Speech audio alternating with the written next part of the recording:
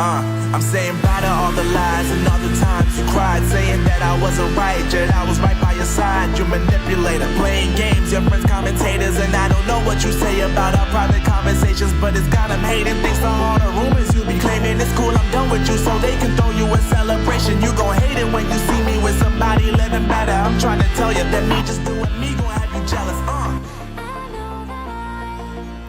And I've got hope, and I've got faith, and I get a little bit more each day. God bless the RSA. Well, that's Dean Chancey, folks, the singing Texan, with us once again. How y'all doing out there? Welcome to the program. It is Thursday, January 16th, as we prep for this weekend's hopefully not disastrous European Professional Club Rugby Championship game for the Challenge Cup and the Championship Cup. 5 South African sides going at it once again after last week's abysmal performance, which only the Stormers and the Cheetahs managed to win. Well, folks, how y'all doing out there? How's it going? Had a little bit of country music to get us started there. Dean Chancey, the singing Texing. Let me say hello to everybody who's in the chat. Dylan Combrick is here. Vilma Rasmus is here. Tottenham's Finest is displaying an avatar which appears to be a mix between the bisexual and the gay community flag. I'm not really sure. I can't tell. It's very small. How you doing there, Tottenham? Chris Gerhard Steenkamp didn't know that Biden likes rugby. Does he? I didn't know that. Tony Nosh, it's Tony Nation here. Welcome, Tony, in from the oil sands. Val Cooper. Val, I hope things are going all right with the family, progressing with the actions must be taken now. Hendo is in from the United Kingdom. Welcome, Hendo. Good to see you there. Paulie. Oh, my God. Paulie's here. Oh, jeez. Oh, what do we do to get ourselves graced with Paulie's presence? Wow. Look at that, folks. Man, oh, man. Well, one thing Paulie can be counted on is every time that I rock up, can count on linking up with Paulie. He does find a few minutes to hang out with me. Yep. All right. So I remember that last time we went to that Mexican place. I want to go back there, Paulie. That was not bad. Not bad. I had a good evening there. Let's go. And this time I'll have a few beers. Actually, I think I had one terrible beer there last time. Maybe I'll drink some drinks. Anyway, you're driving, so I can drink. Vilma Rasmus here. Holden Caulfield is back once again. Erica, how's it going, Erica? Allison Johnson, Neville Purdon, taking care of mom, fed the dog, and the pizza's in the oven. Well, that sounds tasty. I have yet to eat today. I'm kind of hungry. And waiting to drop a video. Is it done yet? Finally, it's done. All right. YouTube took a long time to check my video to make sure there's nothing wrong with it this morning. Anyway, I just dropped the video this very moment, folks, which obviously none of you have been able to watch, and that is the Stilfontein gold mine standoff has ended. Yeah, that's what they say. It's ended. And now the blame game begins. So I'm going to head, just give me a second here. I'll put it in the moderators group. I'll put it 2 places. Paulie has sent me some video. Ooh, that looks like South Africa. Interesting. All right. Let me see. We're going to find the mods group. I'll put it in there, and I'll leave it up to moderators to please disseminate that video for me as rapidly as possible. There it is. I also put it over into Telegram. I'll put it in the biggest Chris Wyatt group, which is actually that's small now. They're not as big as they used to be. 592 people. Used to have like 1,000 people in there. I don't know where everybody went. Alex Newman. Oh, okay. Someone shared Alex Newman in there. Cool beans. All right, there you go. All right, so I've put it in 2 groups for mods to spread around as best you can. Thanks. And Charmaine, good evening to you. That's all the folks who were here before we even started. Helene Henstock is back. Welcome, Helene. Richard Kuhn is here. Savage Daughter. Who else? Come back here. Lindrea Myberg says, good evening. Langaban. Yep. Yeah, 15 kilometers. I said that. There's an Air Force base there. Yep. All right. So who's having Cook Sisters? Not my cup of tea. CyberEggs is back. Good to see you again there, CyberEggs. Jonah, anyone else out here? Anyone else here out of idle curiosity? No, I think that people are here because they enjoy the sense of community, Jono. They enjoy the approach, the objective journalism, the analysis, and they just enjoy things. So that's probably why they're here, Jono. Just so you've noticed. Okay, cool. I just published it. That's good news. No Hueys this side. Oh, no Hueys. All right, so the Stilfontein mine video is up now. And people can check it out once we're done here, hopefully. Not now. Don't disappear now. Leah's back. Welcome, Leah. How's it going? Garrett Gilge in from Somerset West. Okay, folks, let's get into the news. Not much going on in the chat over there. So let's, first thing, this story in Stilfontein is, well, it still has legs. It's a story that I've reported on since August when the operation began and had no idea it was ever going to become this large, this long, and this controversial. But it has become exactly that. By the way, I think the sound is probably good. Let's just do a quick sound check here. I think the sound is probably, oh yeah, that's perfect. I'm just unplugging and plugging the microphone in every time I do this now, so just to save the trouble. But Stilfontein is international news now. It's got the attention of the media around the world, coming out of South Africa, this story. And the blame game has begun. The Democratic Alliance, Good, ATM, and the South African Federation of Trade Unions all trying to blame the government. And ATM is also trying to blame the Democratic Alliance, which joined the government 6 months ago, and the mine operation started 5 months ago. So do you really think that members of the cabinet from the Democratic Alliance who don't control what was happening there, don't control the police, that they were actually involved in the planning and execution of this operation? Somehow I find that comical, to say the very least. Of course, the African transformation lacks all legitimacy. It's simply a black supremacy party that seeks to exterminate white presence in South Africa. So it's really not legitimate here, and they have virtually no votes, thankfully. So 4 Hueys, 1 Blackhawk. There's a Blackhawk? Cool. Those are expensive, man. Love your opening song by Dean Chance. You really like his song. It ain't easy to kill a board. Yeah, Neville. Dean is a friend. I've actually stayed at his place in Houston. Yep. Nice guy. All right. So what else we got here? Okay, so let's get to the Stilfontein story. Go with the Wall Street Journal article from a U.S.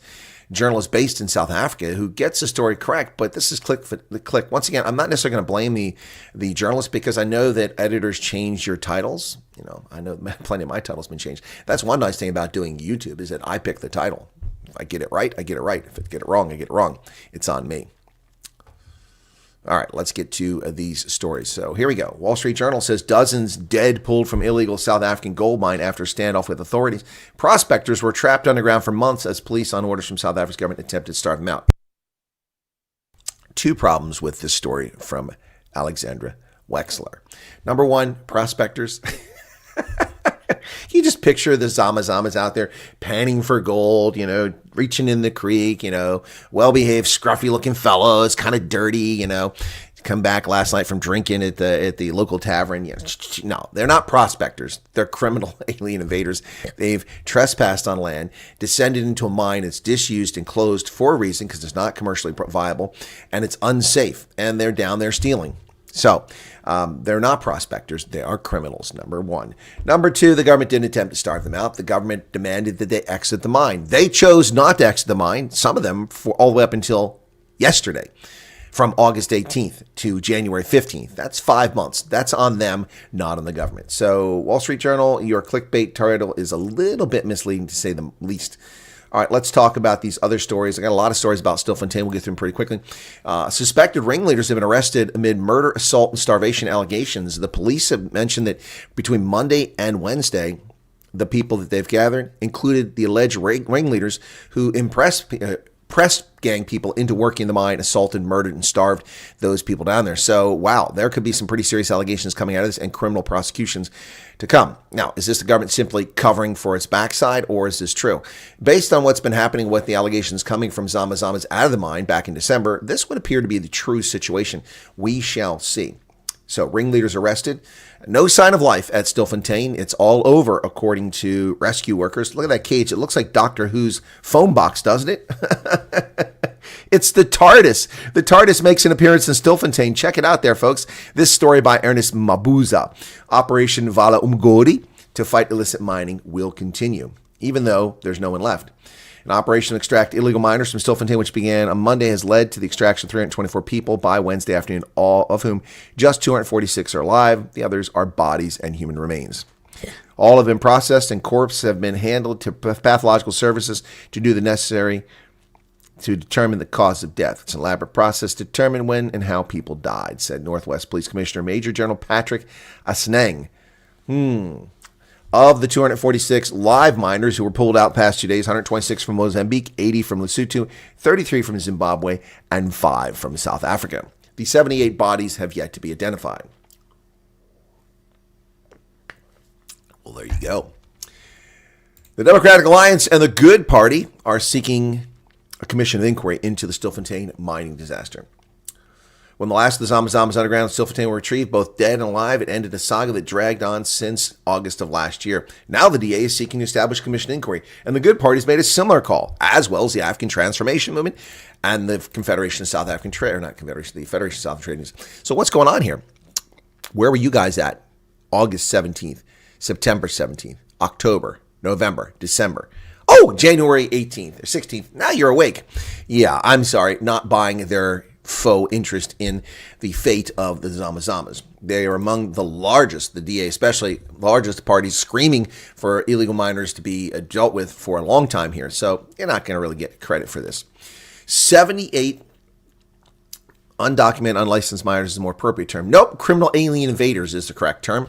Yep, criminals. 78 accused of horrific crackdown. 78 bodies are removed from the mine. Wow. Trade unions and the state allowed miners to starve to death.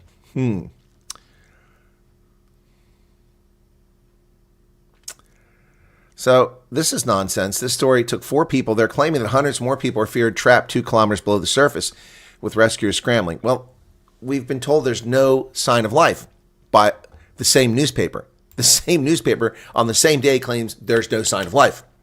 Yet this article says that we're worried there's hundreds still trapped down there. So what's the story? Are there hundreds trapped down there? What's going on? Yes, Tottenham finest, that is how you address this. Just like illegal copper theft, you address it by where it's bought. You go to the recyclers and you shut them down.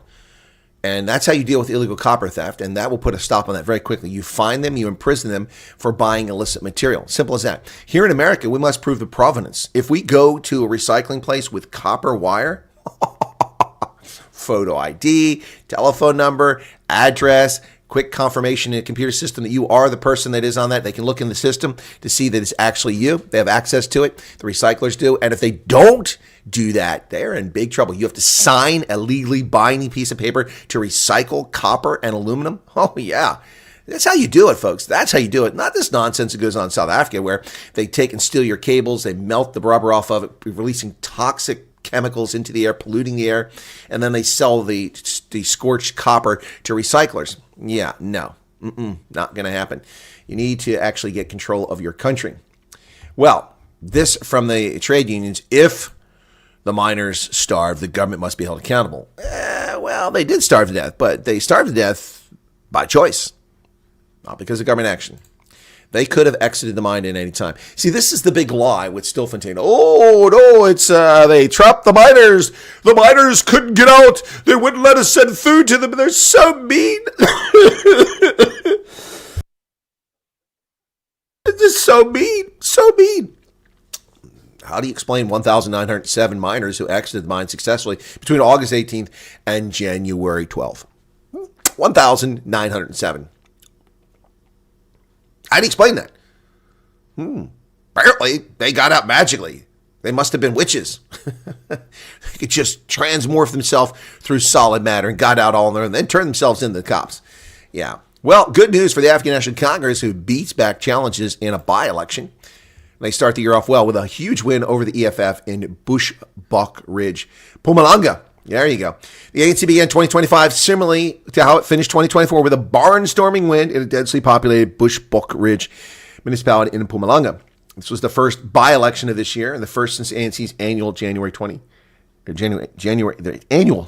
statement.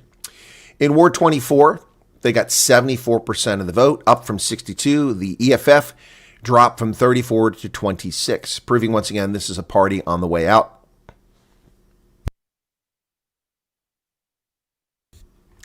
So well done for the ANC to start off the year with a big by-election win. Well, the Mark Lifman motor is not over, folks. Big story on that. I'll probably do a video on that. We'll see if I have time. I've got so many things to get done. I got to prep for this weekend's rugby. I've got to do the disciplinary hearing letters from the Veterans Organization. I've got to work on my taxes. I've got so many things to do. But if I have time, I'll do another update on the Mark Lifman murder as the accused appear in court. Mark Lifman's alleged killers have hired a high-profile advocate to represent them. Suspected Sexy Boys gang leader Jerome Donkey Boyson was present in the court along with his son Joel and business partner Andre Nadia. Yeah, security is tight at the George Magistrates Court for the accused bail application. Now, the two men are accused of stalking him for months before they murdered him. My goodness.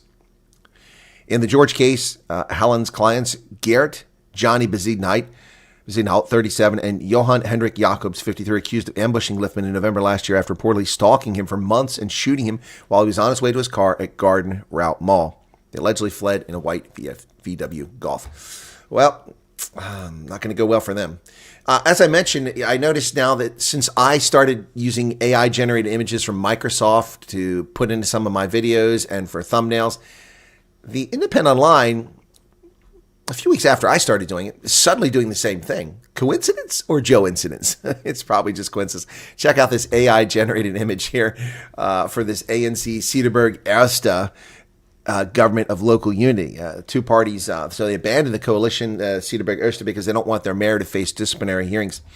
So the African National Congress and the Cederberg Erste. But check out that AI-generated image there with the mountains in the background and the multicolored table there and all the flags on it. Check that out. The African National Congress and the Cederberg Erste Residents Association in the Western Cape announced the signing of a historic statement of intent to jointly govern the Cederberg municipality and establish a government of local unity. Cederberg, located in the Western Cape, north of Cape Town, includes Citrusdal, a place that I did some on-the-site reporting for last year. Well, now it's 2 years ago, 2023. Wow, after the floods there and the road was repaired. But Citrusdal is part of that. There's 55,000 or so residents in the municipality. So good luck on that one. That DA, Cederberg Erste, Freedom Front Plus coalition is gone.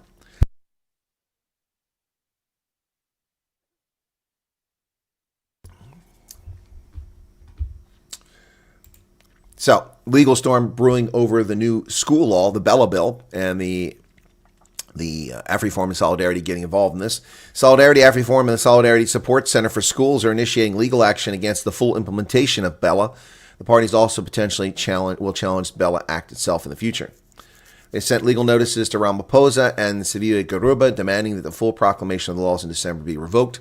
Wow, this will go before the courts, and they're spending time and money on it. So, irrational and a breach of various agreements. AfriForum threatens legal action over BELA. AfriForum intends to take legal action against the government over the promulgation of the Basic Education Laws Amendment Act. During a briefing on Thursday, AfriForum, Solidarity, and Solidarity Support Center criticized Ramaphosa's complete implementation of the act as irrational and a breach of various agreements. Well, there you go. We will see what happens. Well, the law can be repealed. What's going on in the chat over here? We got a few things going on in the chat here. So, Leah says, we know criminals are so cherished in South Africa. Yes, that's true. Ant says, I always say what he's thinking. It's funny, Ant. Low IQ. It's a gray area. Obama does cash for clunkers and decimates the used car market. To add to the problem, the police have no space to put the dead bodies. We can dig a field up for them. You mean to process them? Yeah. Ventilation engineer, worked a few emergencies. Okay, what else you got here? Supposed to be like that here in South Africa, gets ignored. The cop still gets. Yeah, well, I agree, Helene. That's supposed to be, but the cops have got to enforce the law. It's as simple as that. The terminology used by the media is making these illegal thieves sound like victims. Exactly, Charmaine. That's exactly right, and that's why I produced my video to refute the narrative by the legacy media, which lie. They just lie. The Wall Street Journal runs an article. Did the editors actually know what the hell is going on in South Africa? I should write to the Wall Street Journal editors and say, are you even remotely cognizant, or do you just accept the stories that are sent to you by your journalists in the field? Now, it's not a particularly bad story that she writes, Alexander Wexler, but the title is certainly clickbait misleading. The story isn't the people who are trapped and starved to death down there and the government starving them. That's not what happened. That's a misstatement. It's a misleading disinformation is what it is. Yep. They were bitten by Dracula. It flew away. Hudson's brother, scrapyard here. He makes very good money, and I'm quite sure it's not particularly honest money. Well, that's not good to hear. That's not good to hear. All right. I know a real artist who needs to work, like Joe's wife and others. All right, so I'm caught up on the chat. Let's get back to the news here. Hout Bay, man, in court after police seize abalone, 188,000 rand worth of abalone. This endangered mollusk is a real problem, as the Chinese love to eat this thing. 22-year-old suspect arrested in Hout Bay on Thursday after police seized abalone worth 188,000 hidden between residential properties. Metro Police attached the Special Operations Unit held an integrated operation with law enforcement, the city's internal investigation unit, after receiving information about potential criminal activity related to poaching. It's about 4 a.m. The city's Eye in the Sky spotted suspicious people near Robben Island, said Safety and Security MMC JP Smith. Suspect's boat was followed to Hout Bay Harbor while officers on the ground responded and searched the area. They seized 23 bags of abalone weighing 250 kg. Wow. So my question with the abalone is this, is if they catch them in time, are these mollusks still alive and can they return them to the water? Because they're endangered. This is a problem that's been going on for decades. I've been talking about this in the intelligence community. I reported on this 20 years ago, and I'm still covering and talking about it now.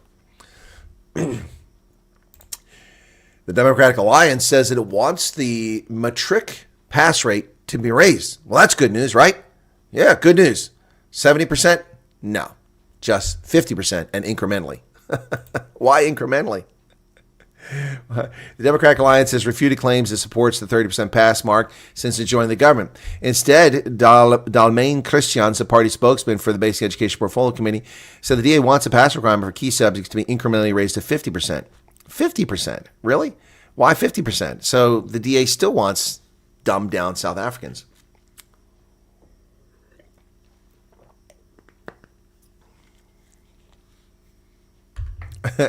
Ramo Dungolani Tabani, chair of the Department of Psychology of Education in UNISA, said the 30% pass rate should be increased because out of 100%, we really appreciate that learners at least know 50% that was assessed in the...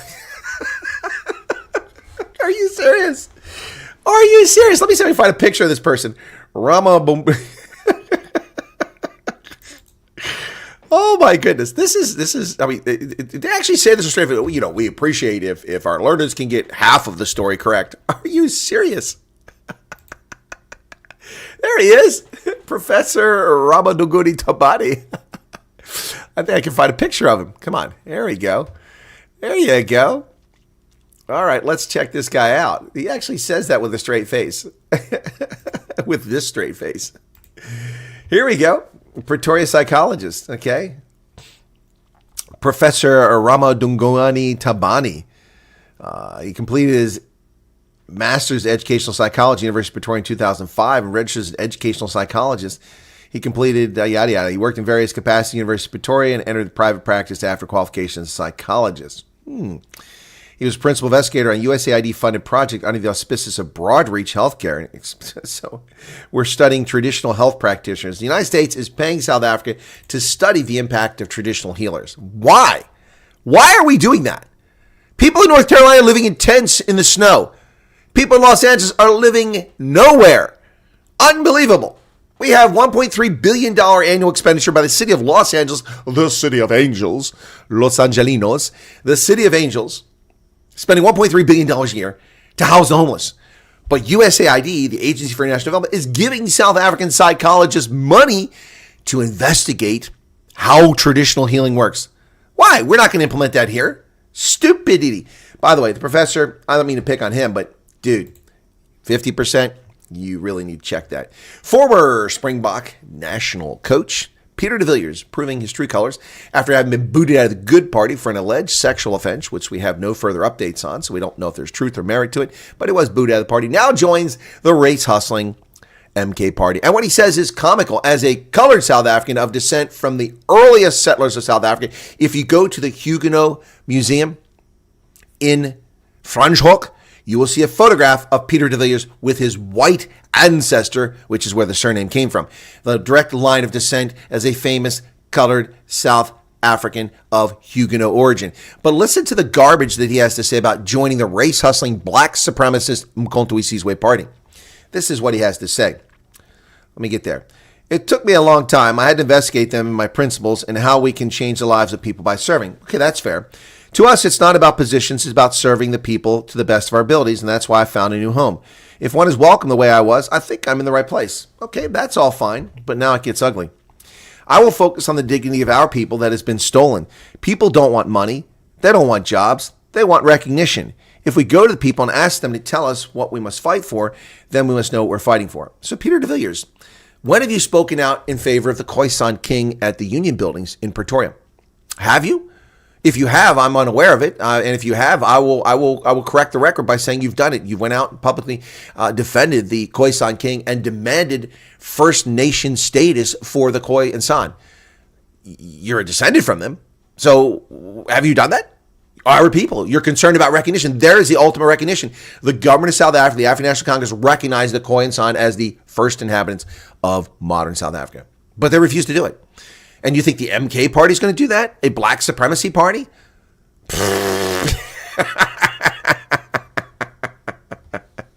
Oh my goodness.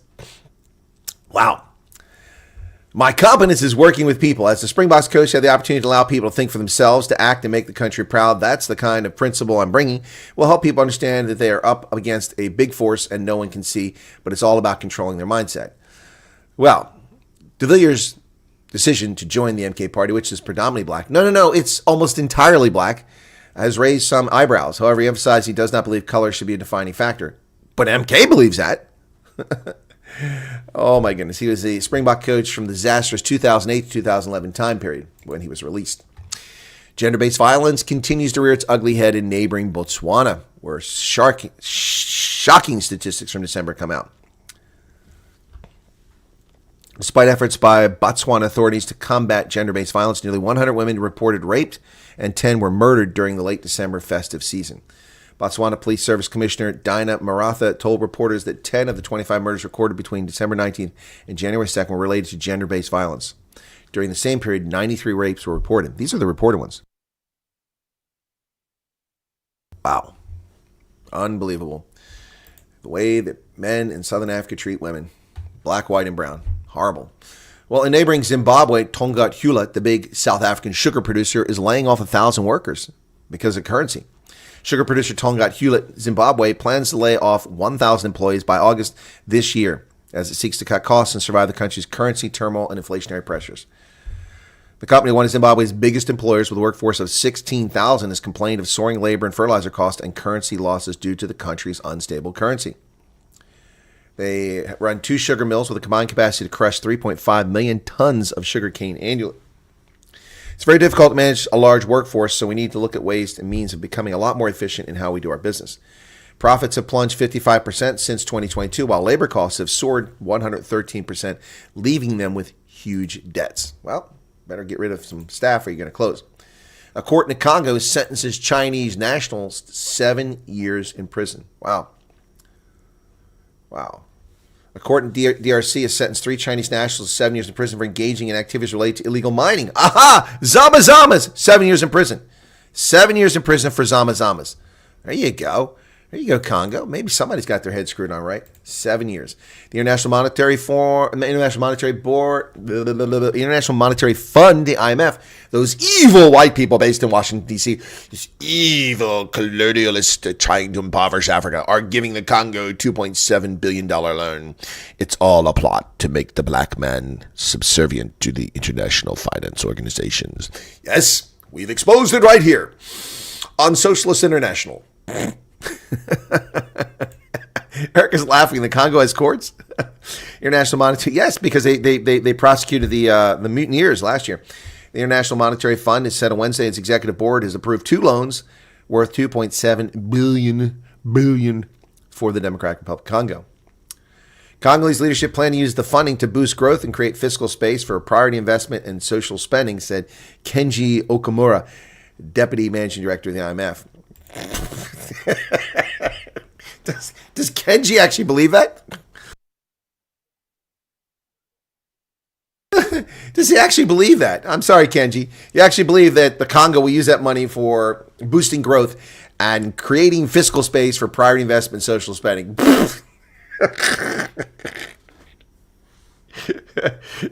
Excuse me. Sorry. It's my bad. Credit. Yeah. UBS. Yeah. No. Yeah, I know. It's $2.7 billion. Let's see. I could probably get about $300 million of that to you guys. Okay. I'd like you to put it in savings account 775-309 Alpha 217-90657. Put the money in that account, which is a U.S. dollar account and non-interest bearing, and then I'll transfer some of it into Swiss francs where we can earn that massive 2% that you give out. All right, thanks. Don't worry. The IMF will get the money to us very soon.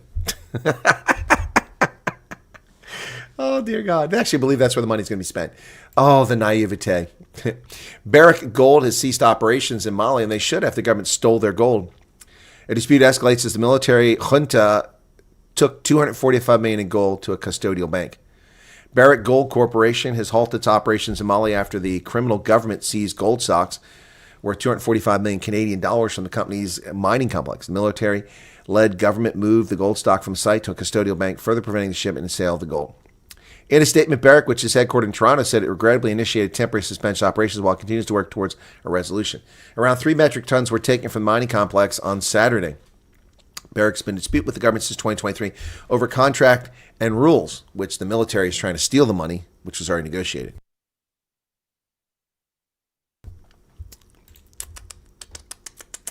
Well, that's what happens with corrupt officials. They put the money in their own pocket. Benjamin Netanyahu has delayed the implementation of the ceasefire. I warned you.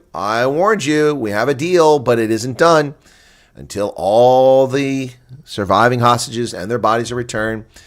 Don't hold your breath. He accuses the Hamas side of reneging. Netanyahu delays cabinet vote on ceasefire, says Hamas backtracking to extort concessions. The Israeli cabinet has been due to meet today to ratify the deal to hammer out negotiations, but it did not meet. Statement from the Netanyahu's office, which is emailed to the Epoch Times, said Hamas reneges on parts of the agreement reached with mediators and Israel in an effort to extort last-minute concessions. The Israeli cabinet will not convene until the mediators notify Israel that Hamas has accepted all elements of the agreement. Well, there you go. Late on Wednesday, U.S. officials and Qatari Prime Minister said Hamas and Israel had agreed to the three-phase ceasefire, which would include the release of the remaining 100 hostages. But that's not what was reported in the press. They said 33 hostages. So what's the deal? Well, Israel and Hamas are quarreling over those details after the deal has already been agreed to. Wow. Izzat al-Rishk, a senior Hamas official, member of the group's political bureau, told the group that told the Pan-Arab satellite channel that Netanyahu's comments were baseless. The deal envisions multiple phases, starting with initial release of hostages by Hamas, Palestinian prisoners by Israel, along with convoys of humanitarian supplies entering Gaza. Yeah, well, the last time Israel released Palestinians, the guy led this terror campaign and attacked on October 7th. He's the one that organized it. Rescuers evacuate 3,000 residents in Indonesia near Mount Ibu after a massive eruption. Look at that thing. It's volcanic ash rising into the air during the eruption of Mount Ibu. Oof. Authorities began evacuating 3,000 residents near the Mount Ibu volcano on Indonesia's eastern island of Halmahera after an eruption sent a thick cloud of gray ash as high as 2.5 miles into the sky. Initially, they said 13,000 people are living near it, but it's pretty stable, so only 3,000 have been evacuated. That's good news, I suppose. British Petroleum, or Beyond Petroleum, as they like to call themselves, has cut 4,700 internal and 3,000 contractor roles as it trims cost. 7,700 people. They employ 90,000 worldwide, and this represents 5% of their own workforce. Employees of the British oil and gas giant were told of the cuts Thursday. Cuts are part of a multi-year program launched last year to simplify their business structure. Well, interesting. Chief Executive Officer Murray Auchincloss said that they are going to reduce a target of $2 billion in expenditures annually. Well, we'll see. Good luck with that, BP, and good luck to the British economy. British Prime Minister Keir Starmer, the man who will soon find himself indicted, is in Kiev for security talks with a pledge for a 100-year partnership with Ukraine. Don't you love leftists when they come up with this crap? A 100-year partnership? Seriously? How do you take these fools seriously? British Prime Minister Keir Starmer arrived in Ukraine on Thursday with a pledge to help guarantee the country's security for a century. Wow. The British government said Starmer and Ukrainian President Zelensky will sign a 100-year partnership treaty. Starmer, unannounced visit, his first trip to Ukraine since he took office in July. He visited the country in 2023 as opposition leader. Beginning next month, the war will be 3 years old, all under Biden regime. Well, Starmer says UK will never let up on support for Ukraine. Look at this, the grifter and the scumbag fascist. Wow, look at that. The grifter and the scumbag fascist holding hands. The Prime Minister's visit to Ukraine comes ahead of Trump's inauguration and a push for a peace deal to end the war in Russia. Wow. Never let up. Keir Starmer. I can't wait to hear him being arrested. Well, the far-right party has used a mock plane ticket to campaign for deportations in Germany. Alternative für Deutschland, in a local part of Germany in Karlsruhe in the west, in Rheinland-Pfalz, has put together A fake plane ticket. The German police were investigating an election campaign flyer by a far-right party that looks like a plane ticket and calls for deportation of illegal immigrants. The flyer was published on the website of the Alternative for Germany's party's local Karlsruhe branch. It's shaped like a boarding ticket and reads, "Only re-immigration can still save Germany." It's dated February 23rd when Germany holds a general election. About 30,000 flyers are distributed in the southwest German city. Police in Karlsruhe told the Associated Press they've launched a criminal investigation on suspicion of incitement to hatred. An incitement to hatred. How in the hell is that a law? How can you have an incitement to hatred law? You can hate whoever you want. Oh my God. So they're investigating these people. Wow, that's unbelievable. And The Guardian runs with the story as well. Jetzt AfD. German police have launched investigation of the far-right Alternative for Deutschland party distributing flyers designed to resemble plane tickets. People from immigrant communities in the southwestern city of Karlsruhe found the flyers in their letterboxes, although it was not immediately clear if they had been directly targeted. The criminal police force in Karlsruhe said in a statement on Tuesday it had opened investigation into persons unknown on suspicion of incitement of racial hatred. Good God. Oh, man, these fascists are just comical. So here's the plane ticket. I'll show you this, folks. This is interesting. So here you go. So an Abschiedsticket, a one-way economy. Passagier is illegale Einwanderer. That's an illegal immigrant. There's the flight number, the date 23rd February, and the seat number 51P. Von Deutschland nach sicheres Herkunftsland. From Germany back to your secure homeland. Wow. From the AfD gate. So there you go. One-way economy. Humanitärer Aufenthalt nur solange ein Flussgrund besteht.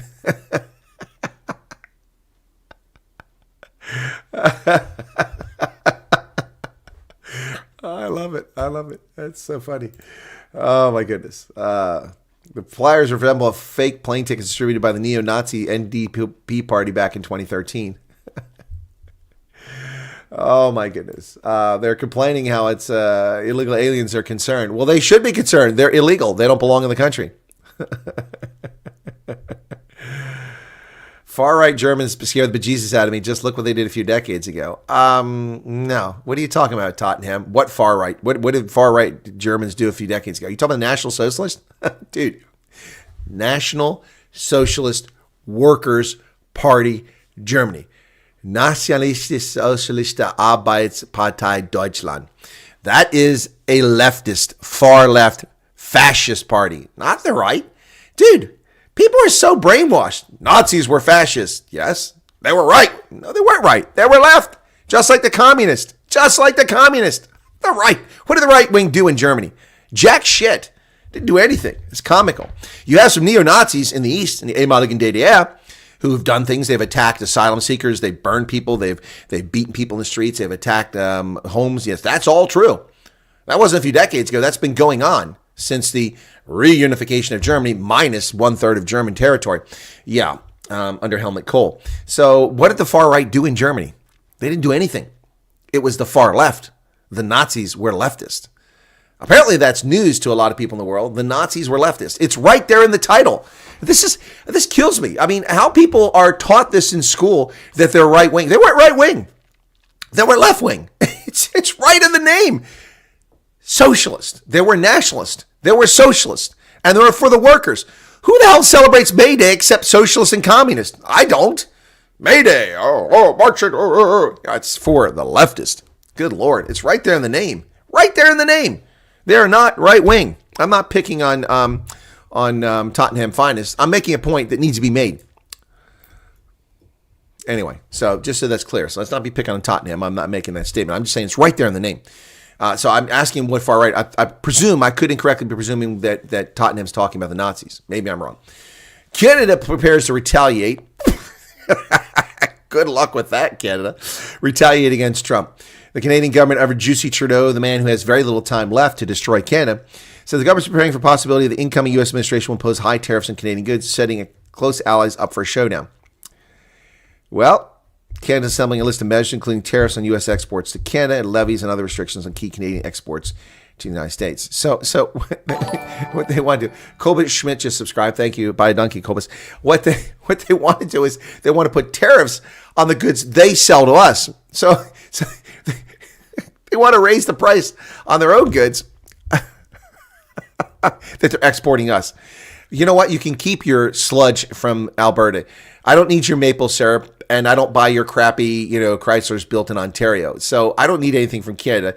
All the good hockey teams are in America, so I don't know what you're offering us, Canada, at this stage. Wow. Everything is on the table, says Juicy Trudeau. Turning our attention to these United States, des États-Unis, die Vereinigten Staaten. Let's talk about the United States, where Speaker of the House Johnson has removed the powerful chair of the House Intelligence Committee. This is a major signal that things are changing. House Speaker Mike Johnson removed GOP chairman of the powerful House Intelligence Committee, who was a vocal supporter of assistance for Ukraine and held views that put him at odds with President-elect Trump. Well, there you go. Mike Turner, the Ohio Republican, will no longer lead the committee, which oversees the nation's intelligence agencies and holds tremendous influence over law enforcement and foreign policy. During Trump's first term, the committee became a hotbed of partisanship as his powers were used to assist the then president. Johnson also last year gave two Trump allies highly sought spots on the panel. Johnson went on to praise Turner and said that he would play an important role in working with NATO, but he's no longer a chair of that committee. Turner pushed back last year about Donald Trump telling the story about they're eating the dogs, they're eating the cats. So he's gone. Socialism is not right-wing. Again, we don't know the top. Okay. No, it's not. Fascism is not a right-wing ideology by definition. That's nonsense. No. It's not. It's not. Where do you get that from? Where do you get that from? Fascism comes everywhere. Benito Mussolini was a fascist. He was a leftist. He believed in state control and state ownership and censorship. The National Socialists were a left-wing party. They believed in state control, state ownership means productions. They were all into that. So it's nonsense, taught him. I will push back on that. Fascism is not a right-wing ideology. That's a lie. That's factually incorrect. That's propaganda. That's disinformation. It's as simple as that. And just because Wikipedia tells you that it's right-wing doesn't make it right-wing. Fascism is not right-wing. It's nonsense. Nonsense. Let's look up the dictionary, and we'll probably find a dictionary that works with leftists and claims that fascism is right-wing ideology. It's not.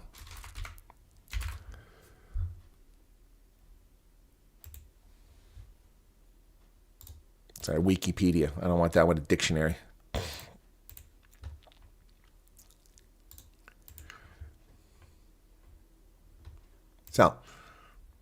So Wikipedia lies and says it's a far-right authoritarian ultra-nationalist policy, ideology, and movement characterized by dictatorial leaders, centralized autocracy, militarism, forcible suppression of opposition, belief in the national social hierarchy, subordination of individual interests for the perceived good of the nation or race, and a strong regimentation of society and economy. That describes Marxism, socialism. But they're saying it's opposed to anachronism. No, it's not. It's not a far right. And the picture they put is two leftists, Benito Mussolini and Adolf Hitler. Then Britannica says that it is a very difficult term to define. Yep, fascism dominated many parts of Central and Southern Eastern Europe between 1919 and 1945. Yep. The word fascist is referred to a bundle of elm or birch rods, symbol of penal authority. Yep. So, anyway. Comical, to say the very least. Fascism, according to Merriam-Webster, is a populist political philosophy, movement, or regime that exalts national and often race above individual, that is associated with centralized autocratic government headed by a dictatorial leader, and is characterized by severe economic and social regimentation and forcible suppression of opposition. That defines socialism and communism to a T. That's not right-wing. There's no mention of right-wing there whatsoever. Yes, he coined the term. Yep, describe his political movement. Exactly right. Yeah, Google's been, well, that's Wikipedia. That's been corrupted for a decade too. Bill Ding, ask the dictionary what a woman is, and you quickly see if it's legit.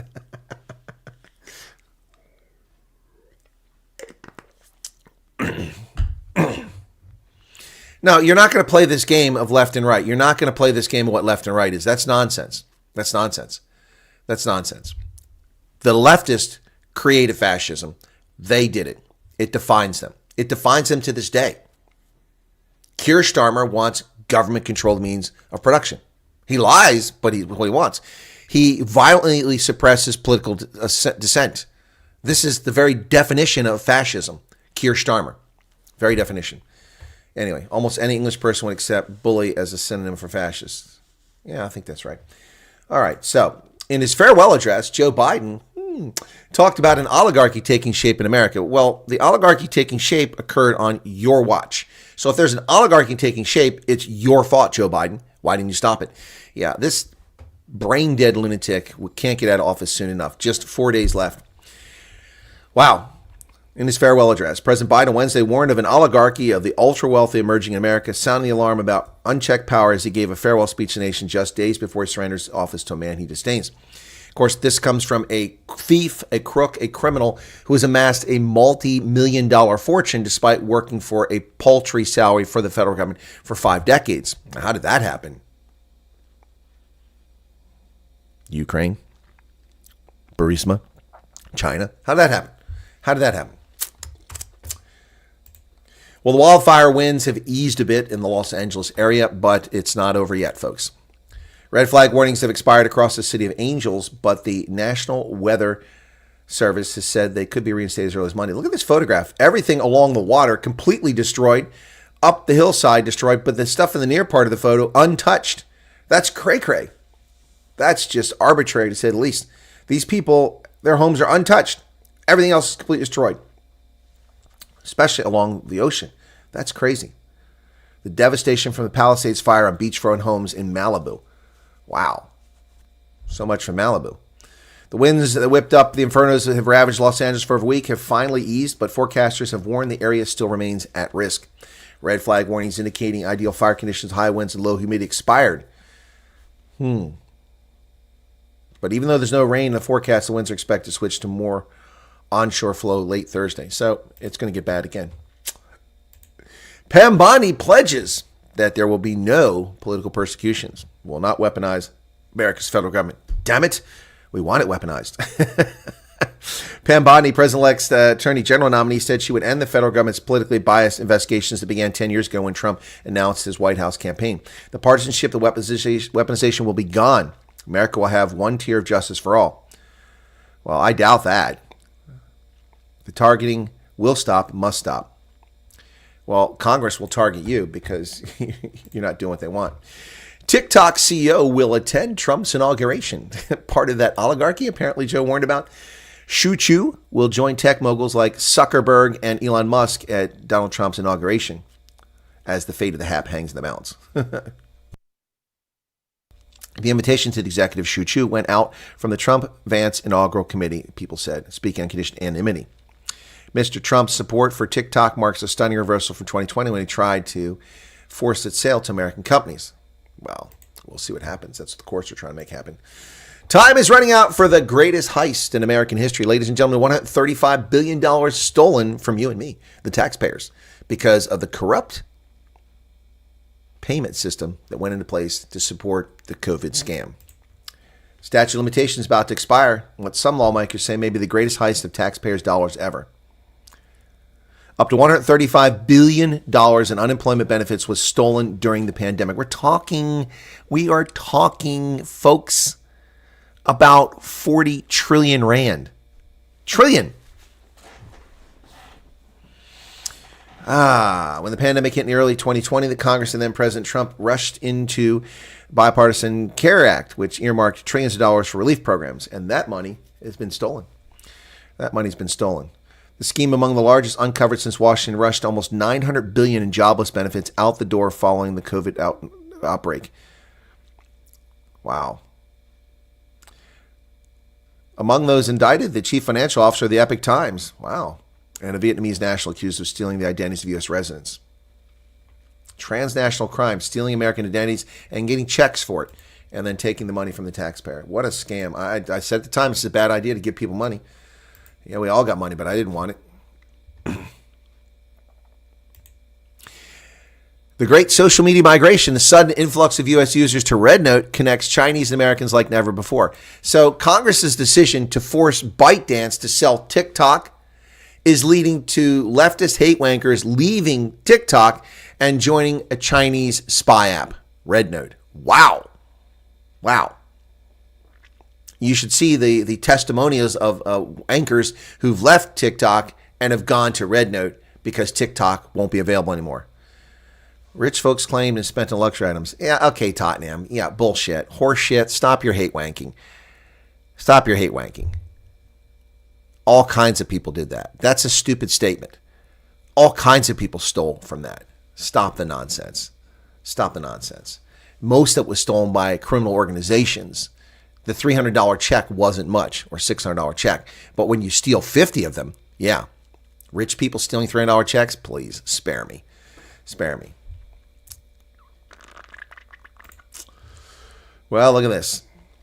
Supreme Court justices ponder the future of TikTok. A growing number of American social media hate wankers have responded by moving to an unlikely alternative, Zhao Shongshu, the highly popular social media app in China.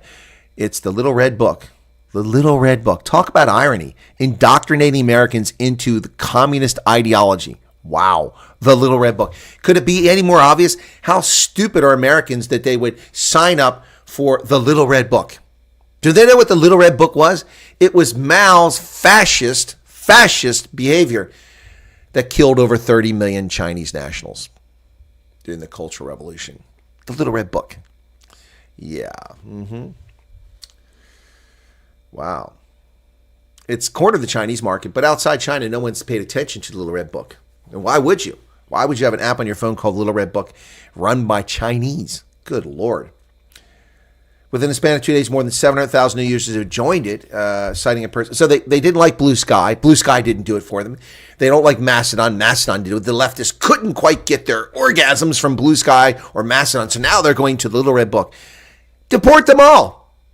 They said goodbye. You hate America so much that you sign up for a Chinese spy app run by Chinese called the Little Red Book? Yeah, you know what? There are flights to Beijing every day. Hop on one. Wow. Well, Jeff Bezos, his New Glenn rocket ship, way behind schedule, launched the latest time, trying to catch up with SpaceX.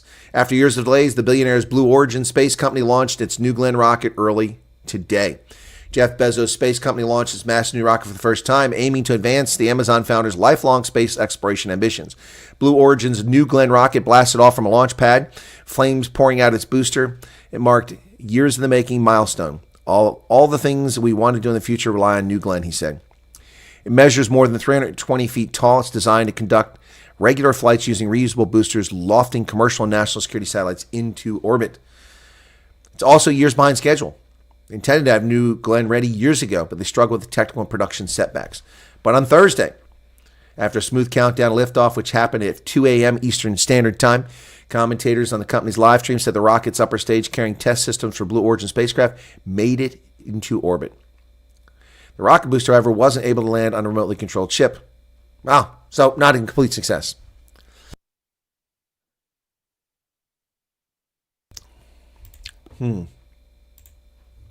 Trump urged to pardon 21 pro-life activists who've been persecuted by the corrupt Department of Injustice.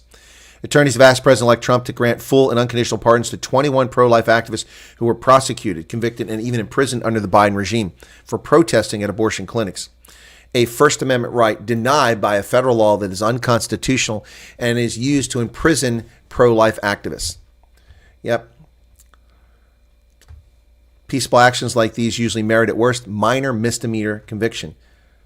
And had they been opposing anything but abortion, Biden would have given them medals. Instead, Biden wanted them branded as convicted felons and imprisoned for years in a federal penitentiary. The request comes after a month in which Mr. Biden commuted the sentences of 37 of the 40 men on federal death row, commuted another 1,500 sentences, and issued 40 pardons, including one for his son, Hunter Biden, on felony gun and tax convictions. But those convicted of sitting outside abortion clinics on a public sidewalk and put in prison as felons for opposing the murder of American children in the womb remain convicted felons and in prison. Talk about a sick, sick, sick world. Imagine how many homeless Americans Bezos could instead help spending money in space vanity projects. It's not a vanity project. It's a money-making project, launching satellites into space. And that's his business. That's his money, Tottenham. So I don't imagine it all. I imagine homeless people getting themselves up by their own bootstraps and stop depending on the rest of us to carry their ass. That's what I imagine. Hundreds of Washington Post staffers are whining and crying about their decrepit newspaper, their leftist propaganda outlet, and they want to meet with Jeff Bezos. Recent exodus of talent from the Washington Post has prompted more than 400 of its staffers to send an unusual letter to the Post owner, expressing alarm over the newspaper's direction, asking him to intervene. Including some of the best-known correspondents are asking Bezos, who rarely visits, to come and meet with their leaders. The letter obtained by CNN, of course, because they would share that, said, "We are deeply alarmed by recent leadership decisions that have led readers to question the integrity of this institution, broken with the tradition of transparency, and prompted some of our most distinguished colleagues to leave with more departures imminent." And I say good riddance to propagandists at the Washington Compost. And I'm a paid subscriber to the Washington Compost. Your reportage has actually improved with the departure of these scumbag, leftist, hate-wanking propagandists. Goodbye. Good riddance. Transparency? What transparency? The Washington Post has never been transparent. It's never been objective. It's never been unbiased. It's been an attack dog since the days of Woodward and Bernstein. That's all it is. And Bezos bought it, and because he senses the political wind's changing, it's changing. Get over yourselves. If you don't like it, you hate wankers, go start your own leftist publication, the Socialist International. Go start it right now. You're so smart, so wise, so wonderful. You know how to run a news organization. Go do it. Talent. That's not talent. That's different disinformation experts who are leaving. Good riddance. Speaking of the nonsense, Carrie Underwood is being attacked because she deigns to sing at an inauguration. This isn't unusual. Artists perform at inaugurations all the time. Why is she being attacked? Because the demonic left hates Trump. And so they're going to go after a country music star. Where do you think country music is? Do you think it's a leftist domain? It's definitely on the right of the political spectrum. My goodness. Idiots, idiots, idiots. Carrie Underwood's future on American Idol revealed as blindsided producers are angry over inauguration performance. Well, screw the producers of that useless, crappy show. Many fans have called for her firing and threatened to boycott the show over her participation in Trump's inauguration. This story by Nicole Chenoweth. Wow. Carrie Underwood's future on American Idol has been revealed after producers were allegedly left blindsided by the singers performing at Donald Trump's inauguration. Unless they have an exclusive contract which prohibits her from performing musically, then the Idol can shove it up their rectum, as can all the whining leftists. It's time for country music fans to come out in support of Carrie Underwood. I don't really care for her music. It doesn't do anything for me. And she's married, so anyway. But who cares? But, this is nonsense. Well, finally, some reason applies. The scumbag leftists in our legislature, including the Republican rhinos who sit in Harrisburg, who I tried to take the place of, in Harrisburg, the scumbag leftist legislators and rhinos illegally prevented Pennsylvanians from owning firearms because they decided we couldn't have firearms. Well, they've been overridden by court. U.S. Circuit Court Judge Kent Jordan said in a new opinion the Second Amendment applies to all adults, not just those 21 and older. Pennsylvania gun restrictions for young people unconstitutional, according to the appeals court. Pennsylvania laws imposing restrictions on gun possession for young people are unconstitutional. Indeed, they are. A panel of judges in the U.S. Court of Appeals for the Third Circuit reconsidered whether Pennsylvania's ban on 18 to 20-year-olds openly carrying guns during emergencies was constitutional after the Supreme Court remanded the case back to the Circuit Court. Majority of the panel said their previous decision, which concluded that the law violates the U.S. Constitution's Second Amendment, was correct even in light of recent Supreme Court rulings that struck down New York gun law and upheld a federal gun law. The rulings are known as Buren and Rahimi. Pennsylvania adults and gun groups sued over the laws in 2020, arguing they violated the constitutional rights of those 18 to 20. U.S. District Judge William Strickman ruled in 2020 that the restrictions covered conduct that was outside the scope of the Second Amendment, citing a 2008 Supreme Court ruling. And I think at this time, those who were 18 to 20 from the years 2020 to 2025, all the people affected by this unconstitutional ban should file a class action lawsuit against the people who are responsible for abrogating their constitutionally guaranteed rights. Good news. Good news. Well, a letter to Merrick Garland. I'm going to save that for the end. The National Football League and law enforcement are making a huge presence for the Super Bowl in New Orleans after their failed effort to provide security on New Year's. National Football League and federal law enforcement officials increasing security for the Super Bowl in New Orleans in response to the New Year's Day terrorist attack, something that should have been done months ago, not in response to a terrorist attack. These people should all be sacked. Well, the plan to restart the reactor that wasn't damaged at 3 Mile Island, which shut down a few years ago, is meeting resistance here in York County, Pennsylvania, even though it's not in our county, it's in Dauphin County. but we are downwind. The plant is in Dauphin County, but restart plans are drawing opposition across the river in York County. Constellation Energy plans to restart Reactor 1 at 3 Mile Island Generating Station near Middleton. That's not the reactor where the infamous 1979 incident occurred. Some people oppose the restart, including a small group led by activist Gene Stipp. Talk about threatening national security. Just because Constellation Energy has changed their sign doesn't mean 3 Mile Island does not exist. We are not going back. They changed the sign. It's now no longer called 3 Mile Island. It's called the Crane Clean Energy Center. Clean Energy Center. By the way, 3 Mile Island is being restarted not for providing electricity to me and you as consumers, but to provide electricity for Microsoft's data centers and their AI generation. That's what it's all about. They're running an entire nuclear power plant for Microsoft, not for us. Well, the return of species, resurrection science is back on the table, folks. Gaining steam. Bringing back the dodo, mastodon, woolly mammoth. Advances in genetic engineering, synthetic biology are making resurrecting animals once lost to the world a tangible prospect. The organizations and companies at the forefront of the de-extinction efforts are promising success, and soon. Efforts are just got a boost. Colossal Biosciences, biotech company behind plans to revive the woolly mammoth, the dodo, and the Tasmanian tiger, announced Wednesday it has raised an additional $200 million in investment, bringing its total funding to $435 million. Wow. Within a decade or less, the world may see approximations of creatures only known from black and white photographs, taxidermy museum exhibits, and fossilized skeletons. Wow. Skeptics argue, however, that the efforts are under scrutinized pet project for millionaires whose money can be spent more efficiently, which I think Tottenham would probably agree with. That money can be spent more efficiently elsewhere. Who doesn't want to see a dodo? Good God, I do. A mammoth? I mean, wow, amazing. Well, I would agree with that. I'd love to see a mammoth. The Resurrection Toolkit cloning is a capability to create an animal that's almost genetically identical. Dolly the sheep became the first cloned mammal 30 years ago. Recently, scientists successfully cloned the endangered black-footed ferret. But the process has been hit and missed. The Netherlands-based Grasslands Rewilding breeds a modern-day equivalent of the auroch, an ox that features in prehistoric cave paintings. The giant animal disappeared from the wild 17th century. Aiming to restore wild landscapes in Europe, the group uses old-fashioned breeding methods combined with some genetic knowledge to identify the auroch's traits and living descendants of cattle.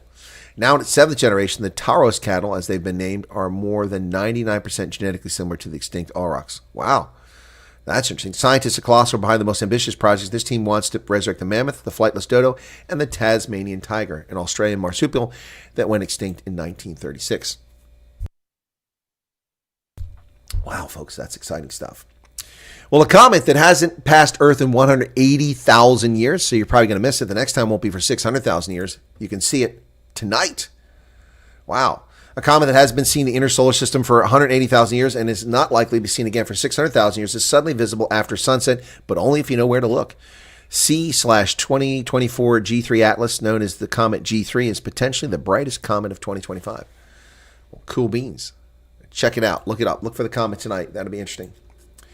Well, folks, let me show you something about elections here. This is the election map of York County, Pennsylvania in 2020, okay? Let's just show you this. This is a highly conservative area where 2 out of 3 registered voters are Republicans.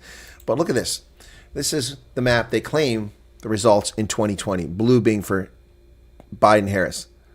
Okay? Now, Trump won there, but Biden-Harris gained votes. So these are places where Harris gained votes. Not much in most of these places, but the colors are very misleading. See how data can be used to mislead people? Biden gained less than 1% here, but he gets all blue. Here he gained 6%. Here Trump gained 6%. Very misleading. Here are the actual results from 2024. Watch this.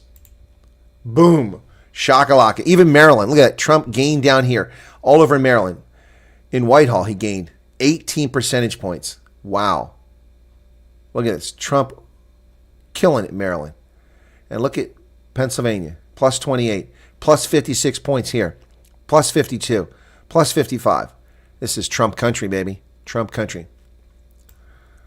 And here's Maryland. You'll notice that Maryland turns blue very quickly. Look at this. 88% advantage for Harris, 88%, 80%, 29%. But look at this. Northern Maryland and Western Maryland, except for Hagerstown, all red country. That's all Maryland, folks.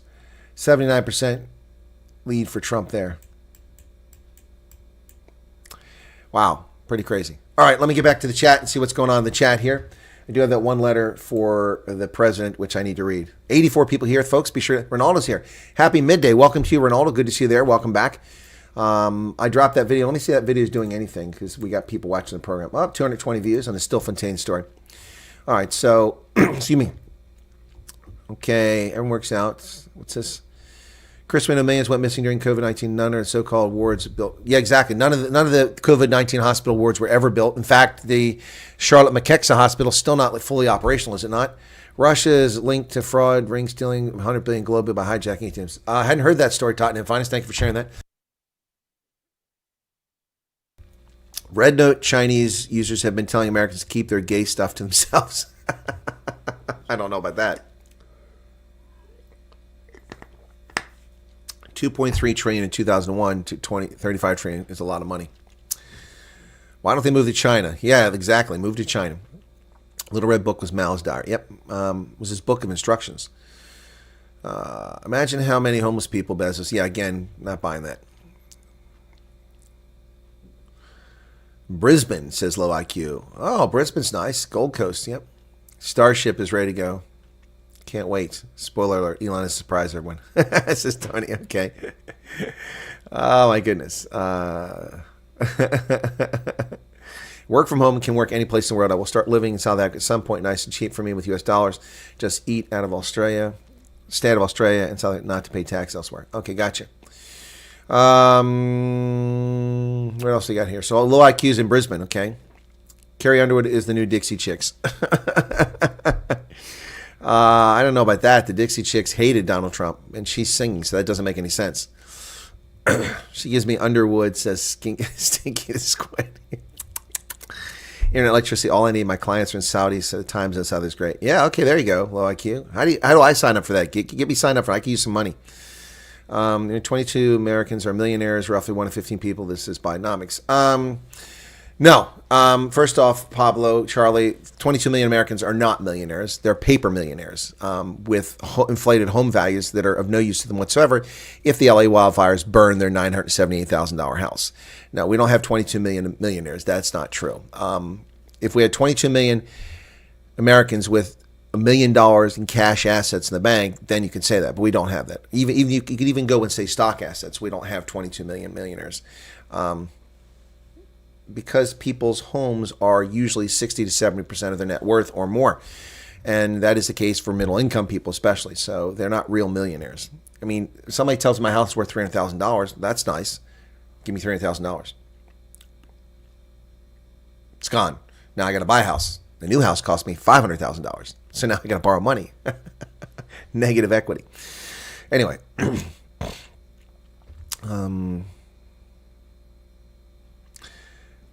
Well, the dodo tasted terrible, apparently. Oof, they tried to eat it. The Dutch who landed in Mauritius, they tried eating the dodo. It was disgusting. Apparently. Ooh, wow. High-pitched sound. Oh, man. Ooh, where's that coming from? Oh. Just knocked my hearing out. Okay, it's gone. Ooh, that was painful. What's Netherlands-based? A baby does not have a... What? Hey, Shawnee, how's it going? Leah Menara, where did you go, Lee? I didn't know you left. Abortions are the choice of parents. I don't want government to choose if people have babies or not. So dystopian. No, abortion is not the choice of parents. Abortion is the choice of people who choose to terminate a life. They're not parents if they terminate a life. Colonel Wyatt's fried dodo. What are you talking about?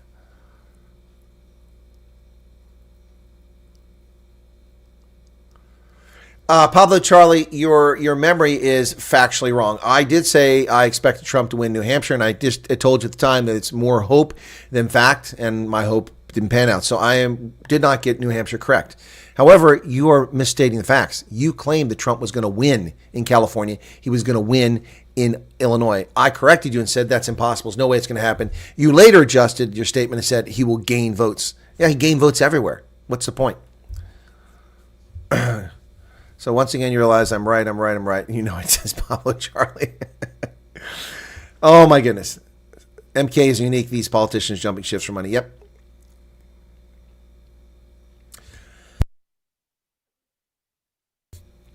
Low IQ loves Carrie Underwood. Okay. Smoothie, the Russians, Savannah syndrome. Show me the evidence. I'm not going to troll through my previous streams and look for chat to find you. So if you want to run with that narrative, run with that narrative. You can do it all you want. I finally figured out what was going on with my YouTube hanging up. It's because I had shut down the ad blocker and the tracker, and so YouTube has so much crap in its website that it's been collapsing and crashing my tabs and going slow. So early this morning, I turned the ad blocker back on, and boom, the site loads properly again. I'm having no problems getting to the data. I don't know why I stopped in the first place. Something happened that made me do that. So all right, that one's still going. Let me see, 186 per hour. I'm looking at the videos now that I've got up. So I got another one hit 10,000. The dumbing down to South Africa went over 10,000. There's a few others not really that high yet. The Stilfontein gold mine, let's see how that one's doing. That's 430, so not a lot of interest in that one. Maybe it'll gain after the stream if you all go watch it, and then hopefully that'll spark more people. 430 viewers on that one. So anyway, all right, so cool beans. Right, chance of another Lehman Brothers failure or several are high. Okay, Holden, give me examples of who. Who is going to fail? Yes, the IDF hit Hamas today. That's correct. Arctic is impressed with Bondi and Hegseth, and even Rubio. I'm impressed with Bondi. I'm kind of impressed by Hegseth a little bit, but I'm not at all impressed by Marco Rubio. He's a rhino, and we'll see what happens now. But yeah, we'll see what happens now. But not entirely impressed by him. Okay, what else? Beware of U.S. commercial property. Okay. Yeah, Holden, I take your point, but give me examples. Who's going to fail? Who's going to fail? Which big investment bank's going to fail? Oh, here it is. Just look at the derivatives debts of the major banks like J.P. Morgan. Okay, fair point. Fair point. Okay, we could talk about that more at some point. It's not a topic for today, though. But anyway, interesting. All right, so get that down there on the floor. Right, it's tax time, folks. Oh, that sucks. Compare Rubio to the current state. Oh, well, the current State Department and a doorknob. I'll go with the doorknob. Yeah, no, that's a low bar, man. I mean, anybody can surpass that. So, also some of the swing states you got wrong. No, you're okay, Pablo Charlie. Stop the silly trolling. I got them all correct. You know that. You can go back and look at the video. You can see that I called all the swing states. Every single one of them I called for Trump. Weeks before the election. Every single. I got all 7 correct. All 7 correct. Yep. Stop that nonsense. Now, if you're going to try to say that I proposed different potentialities, I did. I said, depending on events, months before election, this could happen, that could happen. Remember, we used that ABC tracker, and I kept putting it up every day, and we're picking the states. And I said, this state, this state. I got all 7 states right. And I came within a handful of electoral votes again, right? I also got the electoral vote. I said 2 million. He's going to win it by 2 million. He won it by 1.9 million. So, dude, I got it. I got it. So stop your nonsense.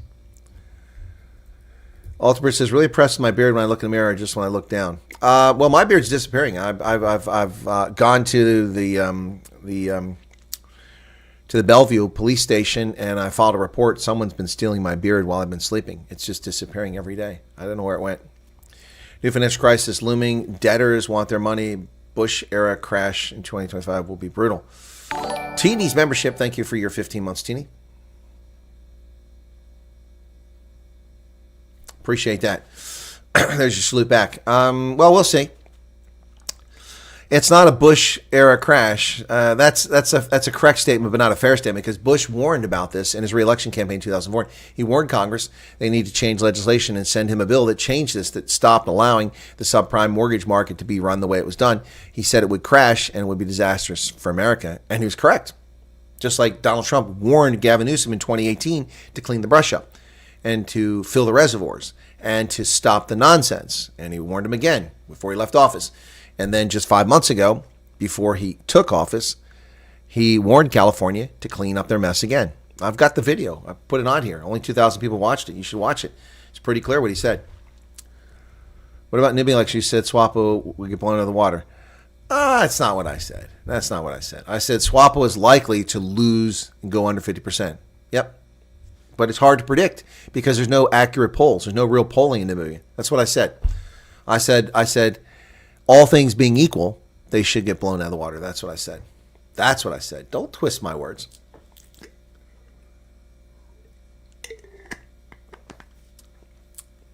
Well, Trump did take California. Let's go back and look at that map. Let me zoom out. Minus. So the problem is we don't have much data in Los Angeles or in California. That's the problem. So here you go. So not all precincts. The New York Times Assembly is based on ward reporting, and they don't have all of it. California is slow. So let's go look at this. So here's California. Okay, let me zoom out so you can see the whole thing. So here are the places in the country have reported. And you can see that some states are better than others. Nevada, Tennessee, Kentucky, West Virginia, very good. Pennsylvania is spotty. Kansas, Missouri, almost non-existent. California is spotty as well. Washington State is fully reported. But let's zoom in on what information is available for California. You can see that in Sacramento, she won. In San Francisco, she won decisively. And in Los Angeles, she won decisively. Okay? But in much of the rest of the state, Trump did quite well, but there's not that many votes out here. So here, Trump won by 2% in San Bernardino County. So yeah, this stuff has not been reported at precinct level. So yeah. Snow Angel Husky, 100% agree with Alan. What did Alan say? Agreed. Alan, that's good. Be surprised the number of dates if I get shaved mine off, but I committed to. Okay, Alter Bridge, that's cool. Ceasefire is going to convert a lot of Dem voters to not Republican. Well, we'll see. We'll see, low IQ. You would think that it would do that. A lot of these celebrities that ran their mouth. I mean, these are people that just ran their mouth completely off. Michael Rappaport, suddenly he's attacking Newsom. This scumbag Michael Rappaport is a vile, repulsive human being, and suddenly, he's attacking the Democrats. I don't buy it for a second. He'll revert back to his nonsense as soon as he gets a chance. What's happening? Hurricane support in America. Very little, PK. I did a report on that yesterday, and I talked about North Carolina, where people are down there, and those helping those who are suffering say they're still living in tents. That FEMA was there for a couple weeks and then left. They're gone. The National Guard is not there. FEMA's not there. There's no one there helping these people. They are in despair, living in tents, freezing their ass off in the middle of winter. That's the information coming out of North Carolina, so it's terrible. It's terrible. The only people helping them are private citizens. And I don't know if that's still going on because it's not being reported on because the media has moved on to the next event. The only way for me to know about it is to go to North Carolina. But me driving down North Carolina isn't going to help people in North Carolina. So, yep. So I don't have an answer for you, PK. It's a good question. Low IQ agrees on Michael Rappaport. Yep. Oh, it is sad, PK. It is sad. But I mean, it's because they're white. They're Southern and they're white. And the racist government of Joe Biden doesn't care about white people. We know that. We know that. Look at how they swarmed in to help the illegals, the homeless, and the plurality Hispanic population of Los Angeles. Look at the money pouring into Los Angeles. Joe Biden flew in there within hours of the fire starting, but he was nowhere to be found in North Carolina for 10 days after it happened. Yep. Heads on a pike. Well, Jan, I wish there'd be heads on a pike, but don't count on it. Amish are building houses in North Carolina. That's news to me, Hendo. There aren't any Amish in North Carolina, so I guess they went down there. People are hunting FEMA workers thinking they were up to no good. I don't know what you're talking about there, Smoothie. I don't know what that's about.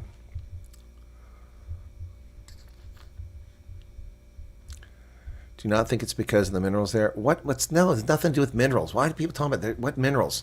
Nobody's mining minerals in North Carolina. They're growing tobacco and running banks and research institutions. Just in time to ground aircraft by his visit. Yeah, exactly, Alter Bridge. That's right. He grounded the firefighting aircraft as restricted airspace. That's all he did. While Karen Bass was in Ghana. Did I have those pictures? I don't think I still have them. Let me see. I had them. I don't know if I still do. There they are. Yeah, cool beans. As long as this post wasn't deleted. Nope, there you go. So I'm going to bring that over and show that to you. So this is what Karen Bass was doing while Los Angeles burned to the ground. Here you go.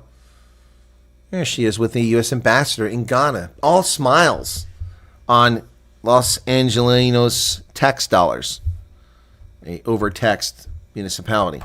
There's Karen Bass in Accra. An incredible evening at the reception for the U.S. presidential delegation to Ghana.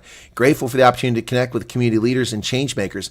Special thanks to Ambassador Virginia Palmer and Director Shalanda Young for the invitation. Oh, so that's not even the ambassador. Moments like these inspire collaboration and progress. Yeah.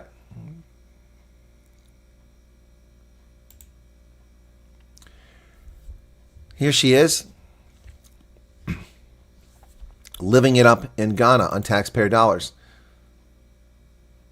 In a hearty handshake with U.S. Ambassador to Ghana, Her Excellency Virginia Palmer, who hosted the post-presidential inauguration cocktail for the delegation sent by President Biden. The delegation was led by Madam Karen Bass, the second largest city in the U.S. It was a beautiful gathering of a city with only 9% black population, mind you. So to the side here, Victor says, missing these key facts in the article, Mayor Bass left the party less than an hour after the first warning was issued. It takes 20 hours to fly to L.A. She left immediately, did her job on the plane, and jumped right in when she landed. The framing is very intentional. Okay, dingbat Victor, whoever you are with a blue check. She was warned about the fires happening before she left and the danger, and she left anyway. She's the mayor of Los Angeles, not a U.S. diplomat, not a member of Congress anymore, not a representative of the United States. Why is she in Los Angeles? Why is she in Ghana? There's not a city in Ghana that's a sister city of Los Angeles. So you can't even use that flimsy excuse. She went there because she's a privileged elite black supremacist who suckles off the teat of the taxpayer, and she takes advantage of it, and she travels abroad on our dime. Well, not on my dime, and Angelino's dime. She has no business there. There's no business interest in Ghana. This is all about black supremacy and a false narrative. That's all it's about. It's nothing to do with governance. What is she going to learn about running cities in a crop? Nothing. She's attending an inauguration of president. That should have been on her dime, on her vacation days, and not when there's a fire breaking out in Los Angeles. So this guy's full of it. He's so full of it. Unbelievable. Her roots are in Europe. Look at her. She's not black. She's barely brown. He's black. She's barely brown.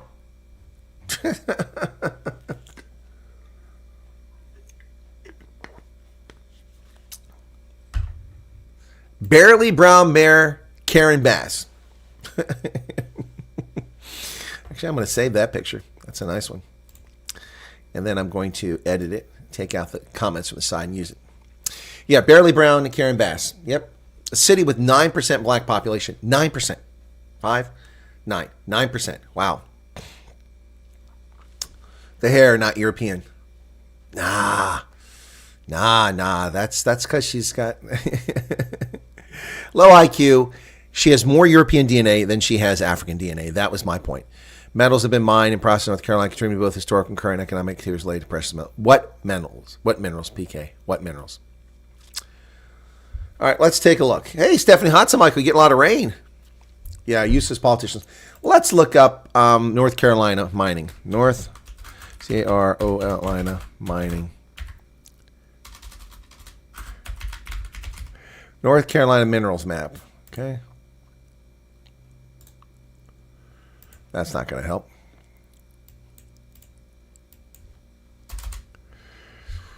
Okay. Gemstones.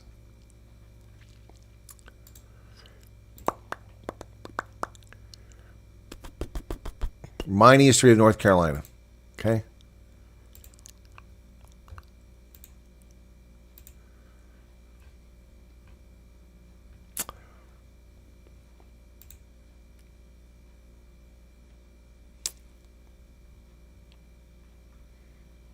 Looking for value.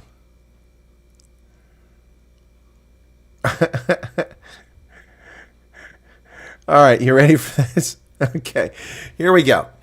Minerals, okay? Here you go. This is from the U.S. Geologic Services, okay? These are the people that actually report on this. Okay, here is the following data. This is 2018, 2019 value. Okay, clay, gemstones, no information. In 2018, the value was $294,000, $250,000. The value in 2019, $237 million. It was lower a year later. Sand and gravel, stone crushed, $1 billion.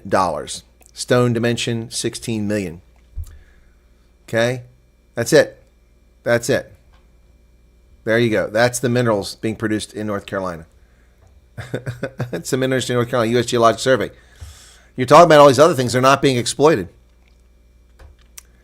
Quartz is listed in here under the stone. $34 of pure dirt. Lithium minimal deposits. Yep. Gold, silver, palladium, and platinum. Yeah, there's a little bit of that there, but it's not being mined. Nope. Not there.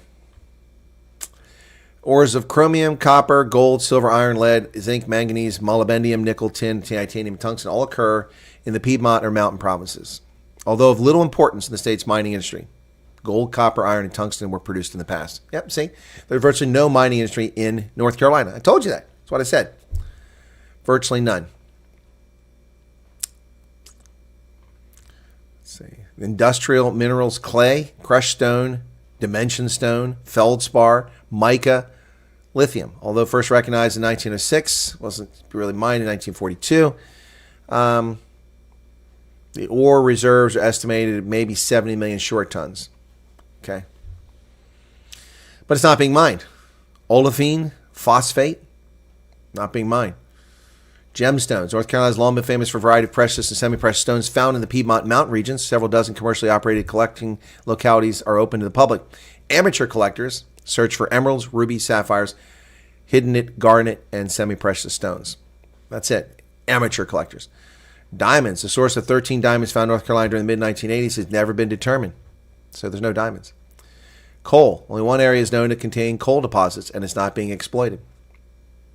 So there you go. Yeah, there's nothing there. That's all a fantasy. It's a lie being told by people who don't know anything about North Carolina. Microchips and batteries for next generation warfare. What about that? What's that mean?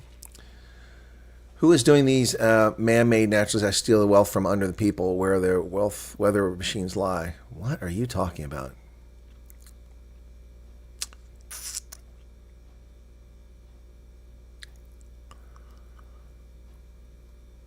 What is under LA? Desert. That's what's under it. Desert. Desert. Yeah. John Hutchins in from Arizona. Welcome, John. Welcome. What else? Anyway, yeah, so that's what's going on, folks. Yeah, hit the like button. Appreciate that. Don't forget to check out my new video on Stilfontein mine. Let me put the link in there for that very quickly. Here, whoa, come over here. Here you go. Silicon makes microchips. Gold makes microchips. Silver makes microchips. Palladium makes microchips. A lot of things go into microchips. There's a link to the video for Stilfontein mine. Check it out. Tell me what you think. I put a little music in it this time. It's hard to find music that I can put in there that costs that's free. Otherwise, I put in a lot of my videos. But I'll see. Give me property values. So fear that mining could negatively affect property values, the quality of life in nearby areas. Well, that's true. It does. So are mineral deposits all in our houses, so they need to be released? No, that's nonsense. What features would you like YouTube to offer to creators? I would like more transparency feature. I'd also like a feature, a better editing software. Their studio, their suite for editing videos is horrible to work with. It doesn't work properly. I would like that. What other features would I like? I would like the ability for us to create other revenue-generating opportunities. Yeah, I hadn't really thought about what other features like. I'd like for them to offer more and promote to us music we can use and image generators and things like that. Yep. Get Sony Vegas for editing for Windows. Sony Vegas. What the hell is that? Never heard of it. Sony Vegas. Okay. Let me look that one up. Hey, Ronaldo, what's going on, man? Sony Vegas. Sony Vegas. Video software for content creators. Okay. Wow, it looks pretty intense. Never used it. I use the one that Yanni recommended a few years ago. And the problem I have with it is that they're shysters, man. They keep changing things. I just opened it by mistake. I got Streamlabs open. That's not it. Wondershare, Filmora. Yeah. Yeah, less advertising. Well, Stephanie, that hurts content creators. We're making money off advertising. I would like YouTube to stop putting advertising on things that don't make any sense. A live broadcast of the president speaking getting interrupted by an ad, that's dumb. And we don't know if it's content creator that did that. It could be YouTube because they automatically put ads on things. So I took advice from Byron Shepard when I visited him in PE last time. And I was talking about, not getting enough views on the channel at the time. I was getting frustrated about whether I should continue or not. And I told him, I said, my policy about I won't put advertising on any video that's less than 5 minutes or anyone that involves gore or the loss of someone's life. And he said, you got to change that. I said, why? He said, because YouTube's not going to promote your videos. I mean, if they're not going to make money off your video, they're not going to promote it. That plus the fact that YouTube had determined that regardless of whether you have an AdSense account and whether you make money or not, they were going to put ads on everybody's videos at their discretion. So they started putting ads on people's videos and making 100% of the profit. Well, that's why I just started monetizing almost all my videos, because of that. Yep. Russian hackers steal $10 billion from U.S. ATMs money, maybe. How do Russian hackers steal $10 billion from ATMs? It's not digital money. It's physical money. How do they steal that? I'd love to know that, Smoothie. How do you steal money from an ATM digitally, remotely? I don't understand that. I'm missing something there. Saw a mad video today about being responsible for the spread of fires because cooling the hardcore. I don't know about that, but electricity, a lot of our electricity is being used for the tech industry. Yep, a lot for Bitcoin. Ronaldo loves Bitcoin.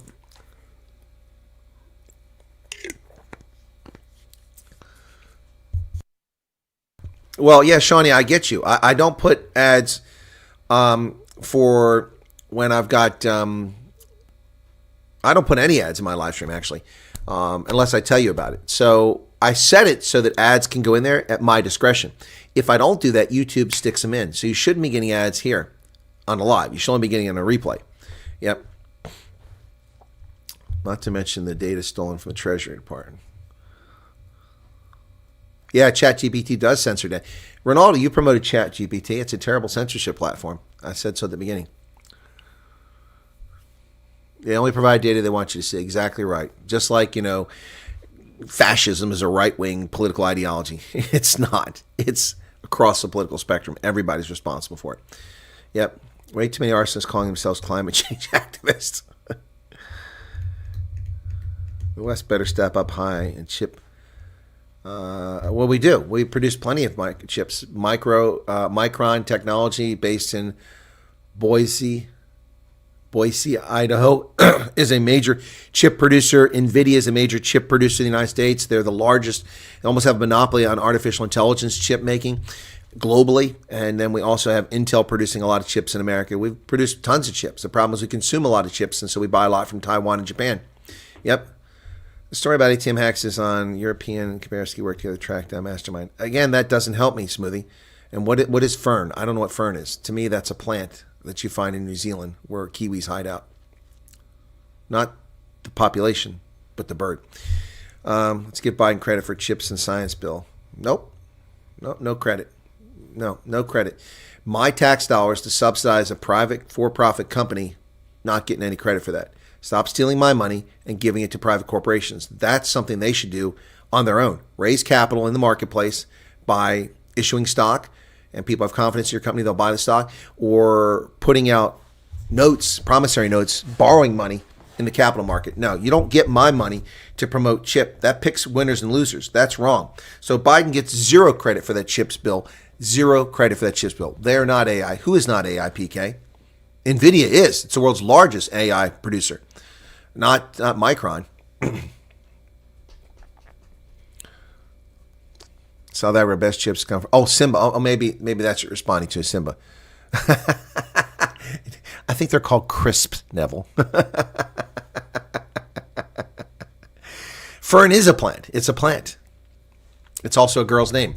I would never name a girl Fern. Oh, I like Ashley. That's a pretty name.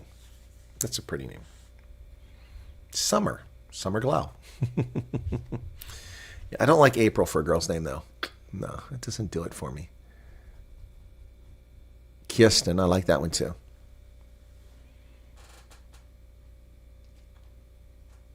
Simba makes high-end chips. I don't care for their chips. They do nothing for me. I'm not a Simba fan. I've tried to eat Simba. You can ask Ronaldo. He knows what chips I like to eat in South Africa. I like to eat American chips in South Africa. They're actually better than the ones here. They taste much better than the ones they make in South Africa. Girls named Peaches. Yeah, they usually work on OnlyFans. Peaches. Oh, my goodness. Bambi. That's another one. Who names their kid Bambi? That's it. Annette is okay. Yeah, that's fine. Who would you want to sponsor your channel? Oh, Starbucks.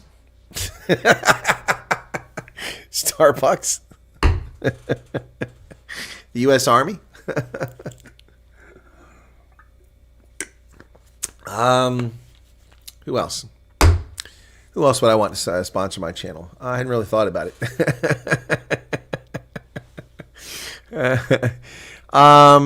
Oh, Haribo. There you go. Haribo, Balsan chips, which has now changed its name, but Balsan, and Starbucks, BMW. Those are people I'd like to sponsor my channel. Who else? Samsung. Yeah, there you go. These are brands I believe in. Who else? Yeah. Who else? NVIDIA. That would be cool. NVIDIA. In South Africa, it's chips like a zebra. It's not an American pronunciation. Africa owns that striped horse. Huh? Not the population, the bird. Yeah, exactly. Not the Kiwis, the population, but the bird Kiwi. So, Haribo, Hans Riegel Bond. Correct. That is correct. That is correct. It is an acronym for Hans Riegel Bond. Haribo macht Kinder froh und Erwachsene ebenso. Yep. Yeah, SpaceX, Savage Daughter, except that they won't sponsor me because I'm always calling out their wokeness. All they show is people of color, lesbians, and women in their studio. All the white guys doing the work are hidden. They're not allowed to be on camera. Unless they're gay. Then they can be on camera. They are not artificial intelligence. They are bigger search engine composite model. Who is? We ever sell a course or create printable downloads to sell? Printable downloads? I've never heard about that. What's that? Sell a course. Well, Shawnee, I'm not big enough that people would pay for that sort of thing. I suppose I would be willing to do something like that if I had a huge audience, but I just don't have a huge audience. It's like my merch. I have 2 merch stores, Shawnee, and they don't sell anything. They sold a few things. I think Brett Sessoms bought 80% of my merchandise. What's wrong with lesbians? Nothing's wrong with lesbians, Smoothie. Where did you infer incorrectly that I said something's wrong with lesbians? I said that SpaceX wouldn't sponsor me because I call them out because all they show on camera are lesbians, people of color. I didn't say lesbians. I said gay. Yeah, I said women and gays. Yeah, they hide the white men that do all the work. Yeah. So anyway. It's not a realistic representation of society, and I'm tired of it. It's a false flag nonsense about what society really is. America is 76% white, and about 37% of the population is white men, yet they're non-existent in Hollywood, and they're non-existent on television, and they're non-existent in the Biden regime. So unless they're Jewish or gay or something like that. Well, yeah, I don't push it, Shawnee. So it just didn't, people asked for it and I put it up there. The problem is a lot of South Africans might have bought my merchandise, but they just can't get it because I can't get it in South Africa. So, yeah, that's a few lesbians on my nieces, Sean. Okay. Alter Bridge says, you ever consider dyeing your hair and beard like a rainbow to infiltrate the woke and just keep... Well, I've thought about dyeing my hair back to a chestnut color recently just to see how it would look, but it would be obvious. Maybe bring some natural color back, or maybe, like some of those guys do, bleach it that bleachy white color, maybe I'd do that, consider that, yellow color. Yeah. X is free speech as long as Elon says it's free speech. That's correct. Your subject news is hard to create an evergreen video. News comes and is old the next day. Yeah, Shawnee, but I mean, I'm not engaged in agriculture. I'm not storytelling. I'm not doing things like that. So it's tough to come up with a niche. You say it's hard, but I mean, some of what I do is what I'm doing right now. We chat with people, we talk about issues, and I call out hypocrisy. I mean, that's what Salty Cracker does, and he has 700,000 subscribers on YouTube. That's what a lot of these people have done on YouTube for years, and they get big audiences. So, yeah, I get your point, but my channel isn't just news. This is just the daily stream. It's so many other things. I mean, I cover so many, and that's part of the problem is I cover so many different things. But the problem is that YouTube has changed, and the channel grew fine, Shawnee. I mean, I went from 2 to 23,000 subscribers in 5 months. And it could have gotten more if I was more professional at what I was doing. Yep. Smoothie says, just being fair, you asked me to prove my statements. I don't know what you're talking about. Hidden men exist. Do they have documents proving people of color not by people aren't solely responsible for SpaceX? Yeah, you just look at the footage. Look at the footage. That's all you have to do. When they go to Hawthorne, California, in the control center, the people working behind the computers, they're all white men. The people on camera are all the other people. I'm not to prove anything. Please don't do peroxide in your hair. That's the white color. Yeah, that's the one I was thinking about, peroxide. Don't fry it with color. Her artist is out of here. Well, take care. Yes, Alphabet is the parent company of YouTube. It is now. YouTube was an independent entity, and then they sold themselves down the river for the big money. Yep. Yeah, it's changing now. I think it's changing for the better, though, Shawnee. That's an early statement. I think it might be changing. I mean, look, if I look back a few months and just see what's going on, there's been a little bit of traction here. Paulie, you've been demanding the beard be shaved for 5 years. The beard is retreating. Aren't you happy? Isn't that enough? So, I mean, look, if I go back, let me go back to December. Early December was bad. So here we go, November. So let me just, actually, I had December 20th. I got 52,000 videos. So that's when things picked up. Actually, it all picked up with Knobs and Kesey. So before Knobs and Kesey, I barely had anything doing, so I got a few outliers. I got 379 on a video, 1,900, 894 views, 764. These are prepared videos I put a lot of time into. 729 views, 1,700. Then I got a 10,000 outlier when that was taking Ronaldo to court. Then Julius Malema, 2,000, 836 in Kamala Harris, 2,000 dead bodies, 1,100 on Trump tariffs. Rabin Figlin, 503 views. A DA probe on a counselor, 1,000 views, 905 views on Malema. Christopher Logan got me 1,500. Drones over U.S. military base got me 1,000. And then I got 6,000 on Ramaphosa, 6,600 on Karen Mound. And then that Snakes on a Plane, that was the Knobs and Kesey first video, which I did on December 29th. So that's when things really changed. December 29th, 19,700, then a 4,800, then a 4,500, a couple 1,600s, and a 53,000 view video, the 4,000. So that was that. And now if I jump forward to what's going on now, I've got some small ones, but I got 3,800, 14,600, 35,000, 8,000, 6,000, 501, 9,000, 7,000, 5,400, 4,100, 3,400, 396, 2,200, 6,700, 2,800, 6,700, 2,700, 1,800, 2,200, got slow again, 686, 580, 29,000, 1,700, 3,700, 10,000, 7,400, 589, 397, 4,000, and 333. It just, it comes in troughs, but yeah. So that's just kind of where it's at. YouTube is actually promoting some of my videos occasionally now, so I'm not really sure why that is. I'm astounded that people are still discovering who I am in South Africa. That's not arrogance. I'm just, I get people like, oh, I love your channel. It's fantastic. And I'm like, do this, do that. I'm like, I've done it. You just don't know the channel. You haven't been around. I've been doing this for a while. Low IQ says, leave it as it is. There wouldn't be a SpaceX if there wasn't an Operation Paperclip.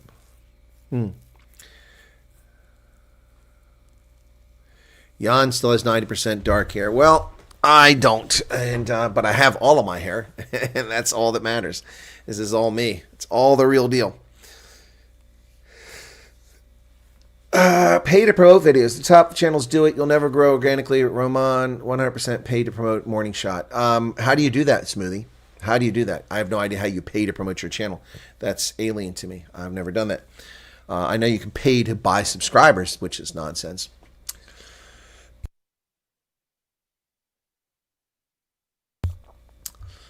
No, it's not true that most top billionaires never served in the military. That's just a recent, that's because the recent ones are all products of a time of volunteer military, not a draft. But previous billionaires all served in the military.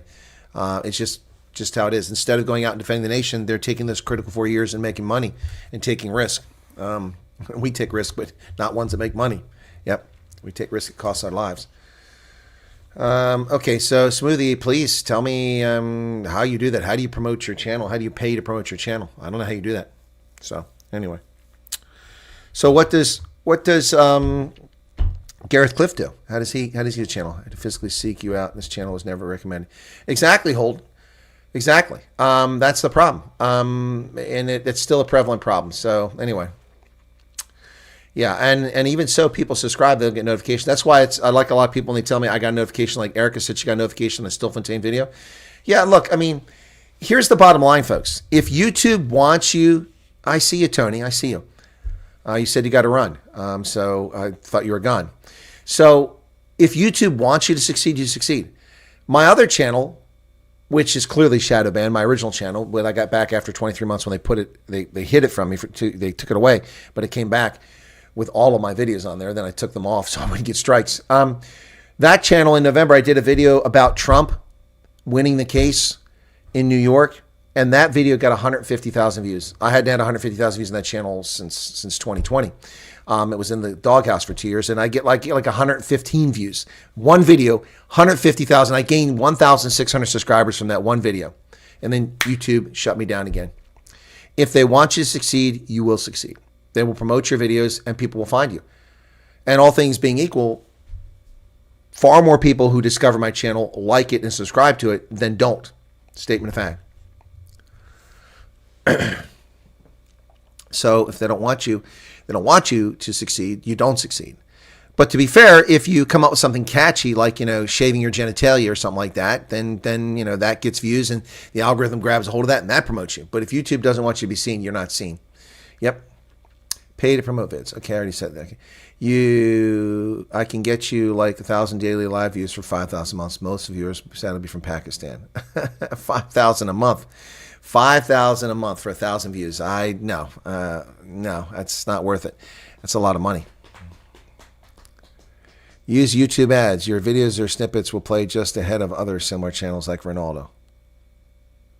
Okay, I didn't know they had those. Turned 53. My brother and I are both 53. He turns 54 in March. I think it's called Irish Twins. That's interesting. Boy, there's some activity going on there. As soon as one popped out, the other was already in the oven. Adapt and overcome. Well, I have adapted and overcome. This channel has survived oppression, suppression, attacks from the left and the right over and over. And here we are. And we're doing fine. We're larger than we've ever been. Oh, yes, Shawnee. Well, that's one reason why I don't make money off of memberships. So let me just tell you, I can tell you right now, I make no money off of memberships. So I appreciate memberships and thank you all for supporting it. And I'm not discouraging people from becoming members. I really do appreciate it. It shows something good about the program. What's this? Why is this associated in June of 2020? Oh, that's because this channel was added later. So memberships on YouTube right now. Sorry, I was looking at something.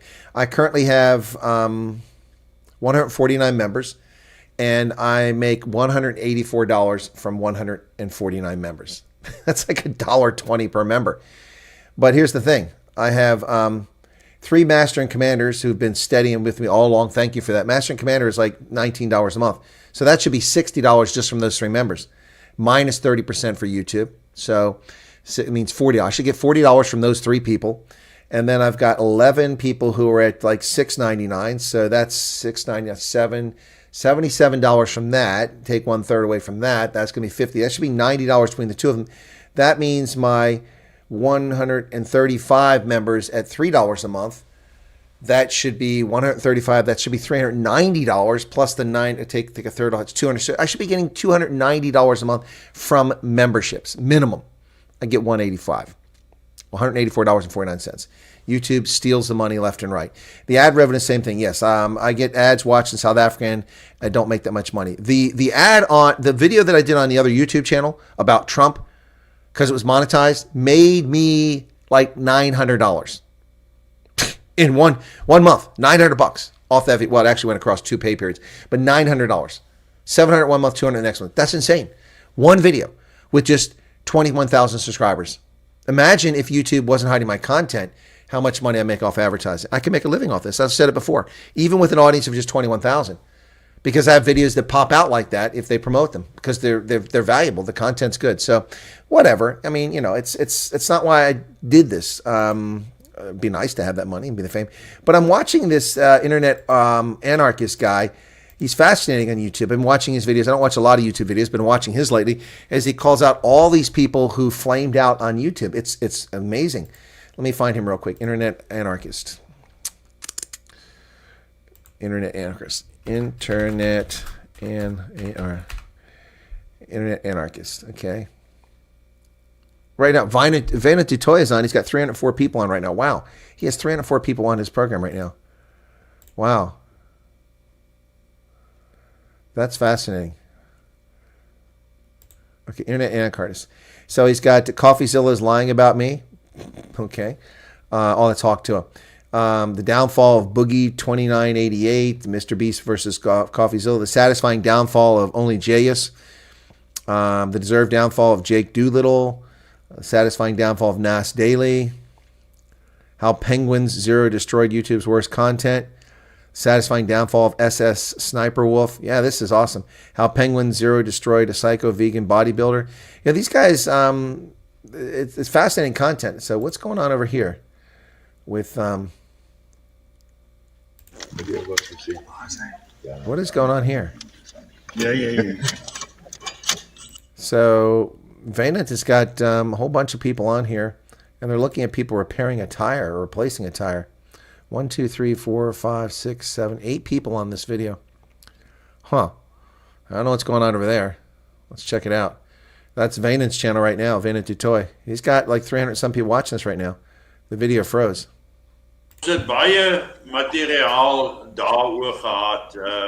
Johan, jy en ander het regtig baie planne gehad en ek dink julle het groot respek onder die ouens afgedwing daarmee. Okay, that makes sense. It's about his it's an after action report about his Angola trip. Okay. African Idiots over there, Rolf Corver, these are my viewers, Mark Myberg, all over there.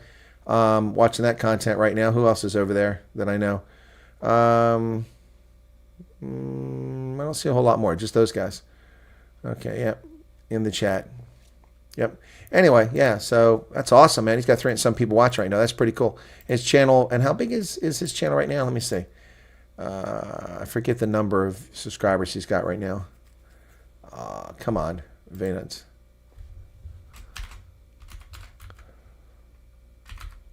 There we go. I invented a toy. Let me see. I didn't look to see how many subscribers he's got. He's got 34,000 subscribers. So he's 35% or 40% larger than my channel right now, and he's getting triple my viewers. So that's probably about even. Yep. If I would ever know all those graphics and clickbaits. Yeah, no, Pablo Charlie. If I had a proper wall bookshelf behind me, I might get that as well. Yeah, so, yeah, Zengola trip. If you're pointing out faults in politics, your channel will be flagged. Yeah, maybe. But someone has to do it.